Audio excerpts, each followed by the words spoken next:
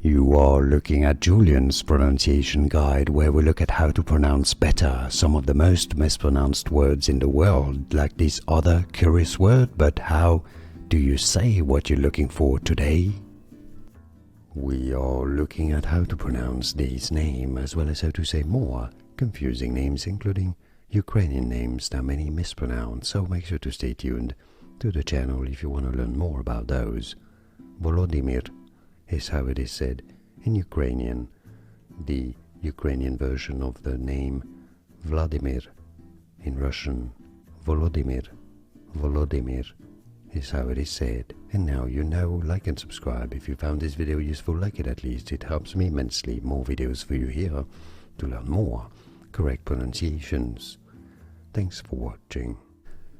Here are more videos on how to pronounce more confusing words and names too many mispronounced. Like this video if you found it useful. I appreciate your support. I'll see you soon and thanks for watching.